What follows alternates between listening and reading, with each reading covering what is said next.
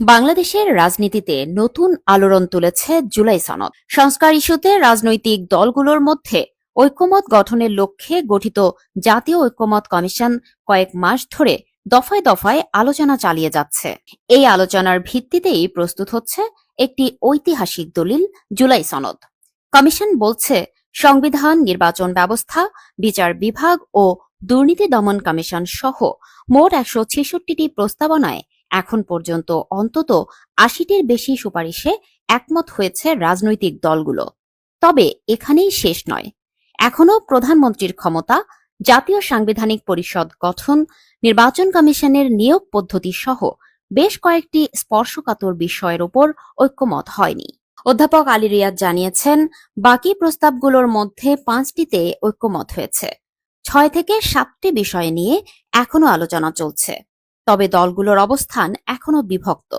এক পক্ষে আছে জাতীয় সংসদের মাধ্যমে বাস্তবায়নের দাবি, আরেক পক্ষে আছে গণপরিষদ বা গণভোটের মাধ্যমে সংস্কার বাস্তবায়নের দাবি। এদিকে জুলাই সনদ আর জুলাই ঘোষণাপত্র নিয়ে জনমনে বিভ্রান্তি তৈরি হয়েছে। কমিশন বলছে, রাজনৈতিক দলগুলোর ঐক্যমতের ভিত্তিতে তৈরি হবে জুলাই সনদ, আর ঘোষণাপত্র প্রস্তুত করবে রাজনৈতিক দল ও অন্তর্বর্তী সরকার মিলে। গত বছরের ৫ আগস্ট শেখ হাসিনা সরকারের পতনের পর গঠিত অন্তর্বর্তী সরকার সংস্কারের লক্ষ্যে ১১টি কমিশন গঠন করে।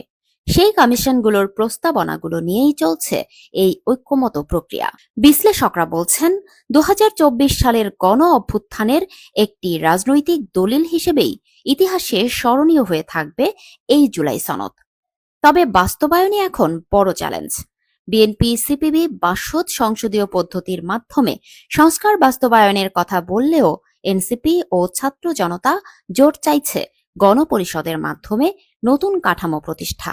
অধ্যাপক রিয়াজ স্পষ্ট করে দিয়েছেন, ঐক্যমত কমিশনের কাজ হল কি পরিবর্তন দরকার তা চিহ্নিত করা। বাস্তবায়নের পথ ঠিক করবে রাজনৈতিক দলগুলো। তার ভাষায়, হোয়াট আমরা ঠিক করব, হাউ ঠিক করবে রাজনীতি।